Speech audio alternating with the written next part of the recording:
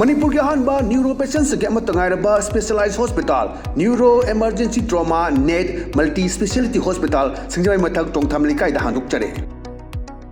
hospital asna maruina BP stroke brain tumor lambi ki khudong thiba spinal disc prolapse spinal tumor amadi migraine chingba layengli hospital asida neuro ki layeng bar changba afaba makhal ki khusu khulai amadi machine marang kai de lei masina kokal mari lenaba tongan tonba makhal ki anaba sing ningthina layengli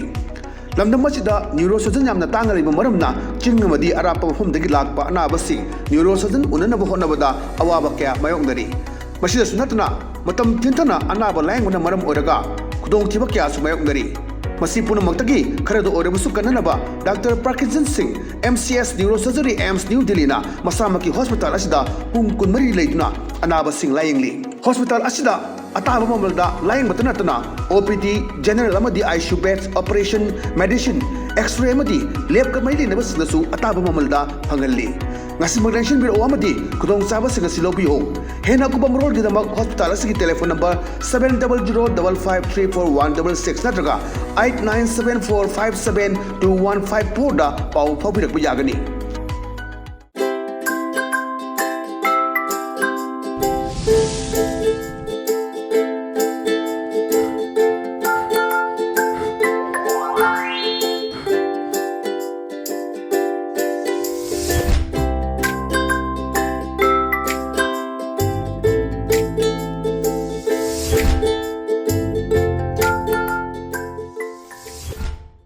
Kromjari ELITETV ki teso cartoon mahau meng tabiru su hamtara mokchari mero ngasi imphal afong pau se singi cartoon singda cartoonist na kari haining liba kari phonong liba kari wakal khalang liba do miam song thamjage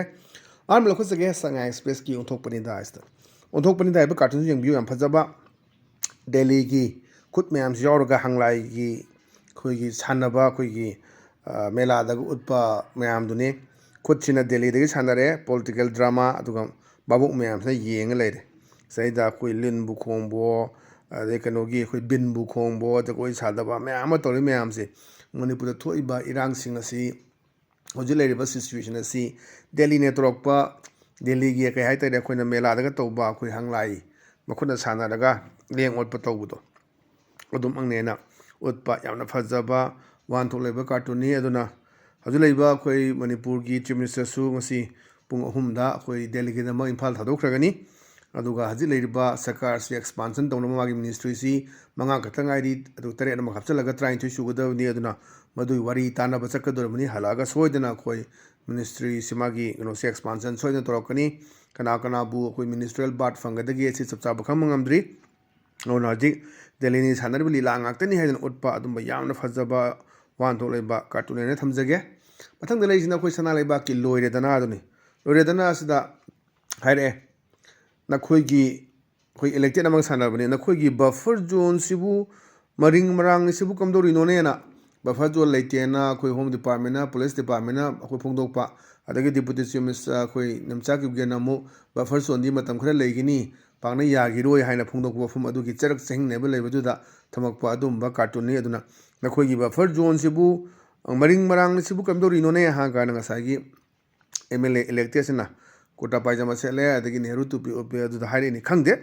leite da sarana ani buffer zone leite hebagi anaba mayam leiri adu matang da thamakpa yamna phajaba sisu wan thok leba cartoon ne thamjage matang da leisna khoi pona phonggi balu he aduni balu he jeng view khom sem lak pani musi sida na khom sem magal bore matung da khom sem na pa sina haibne pasa yam lobu da mana hangbani kaigino asema nyam tanga lodusina ha nangna na hanga sida ngasagi khongum semba musi duna hoya mana hajisi ma palam gena tam tamna selakpa samkakpa ani khongum semba kharaga tam tamna selakpa hore baza manung da khoigi ma palam gi mi singna khoi cha yolaga chalamba khuni yolakpa hore adagi se khoigi kariba khoina chana myamna pamna bala chana ba myam golgappa kai krasing su khoi kangbu ma palam gi mi singsi khoi lamgi mioi singna khoi senba hongnare mathang adagi se sampha nungpha yonba adigi lipstick yonba tam hore adoni ona thabak ki subum leitrada di masama thana sasagi tamni hojiksi labor gi sini khoi iram dang mi sina su kan da ba ꯊꯕꯛꯁꯦ ꯍꯦꯛꯇ ꯀꯩꯅꯣ ꯇꯧꯕ ꯃꯤꯁꯇ꯭ꯔꯤꯕꯨ ꯑꯣꯏꯔꯣ ꯑꯃꯕꯨ ꯇꯧꯔꯀꯥꯟꯗꯅꯦ ꯑꯩꯈꯣꯏꯒꯤ तौदब यादब चतब यादबनीना अखोई देव कर्मगी करिगी सुटी लौगिब खोखिब target थमदब Moin मपानदगी ला थबक सुरमनिना अखोई डबल टी मचेलम चानी खैनी खर उम्मनी मदुन हेक नुमित तादब सुददोनी अद पैसाद पूरा चखिदोनी अदुई खेनब लेबिदोनी अदम हाइने करिगिनो असेमन यम तांग लौरुसि नंगना हंगान दंग सागी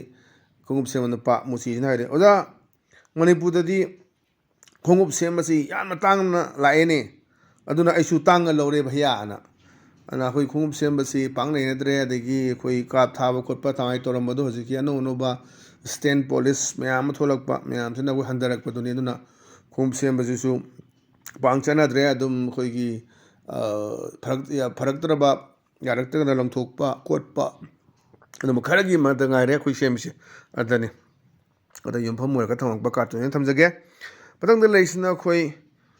हुएलन पाउगी लोय अस लोयरे हैबदुनेबा अस लोयरे सिदा सागी एमएलए मा हाइदुनी इलेक्टेड अमा ना लेरे इलेक्टेड अमा हंगबा लाए मागे अनाबा सेनबम सिदा अदा अमसिना हाय माना करुम्बा आइजे सीबा तारबदी मिने नुंसिना निसिंबिगदरा सारना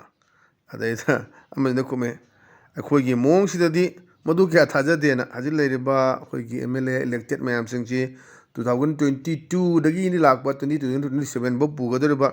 एमएलए मिनिस्टर बोर्ड कारक सिंगे लाइबक्सी याम तीबा मा ओइबा हाय तारे हंदकी अदुना 2023 की मे की तांग अहुम दगी ओइरेबा फिबम सिना मरम ओइरगा थेंगनरेबा अवाबा ma'am होजि फावदा कोक्त्रिबा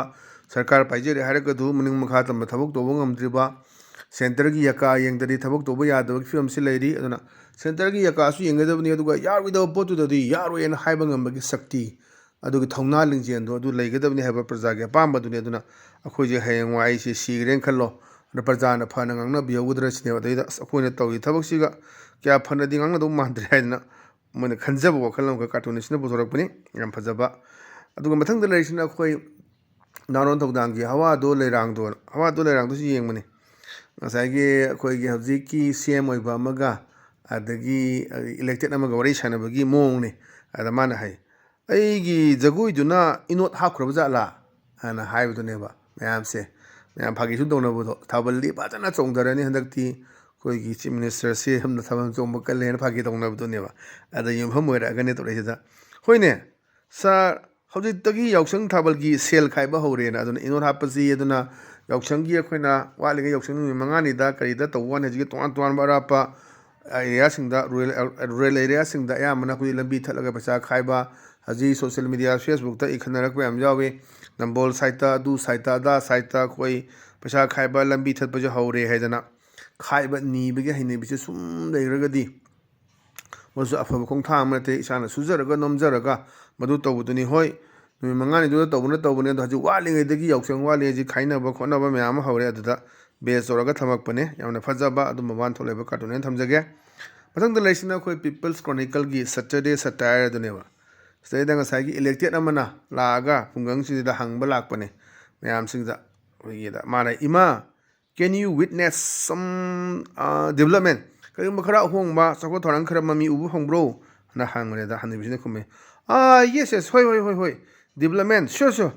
I can see many roads in several localities getting better and improving adubu haji lekai gi jaga singda koi lambi se khara dum farakpa improving oiraba ji semba soro class thaba yam tawri adagi deng college paring gida suni akoi class thagi dangai black topping to gida ne sa tawraga mu rigid payment RCC haji lai ne adagi pesa pamu myam su lai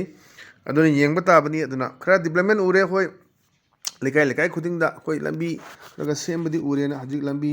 सेमबा नाला चनबा मयाम चथनदरी अदुना मदु येंगबा ताबनी कदाय फावदा मदुगी अहोंगबा लाखदगे दो अन ngasi दो मेलिट TV की test cartoon की Mahav मोटांग solution जरे मेंग ताबिरु सिंगबो मकन खुरम जवलोइना कानेना बियातनि जरी पिनेबिरसि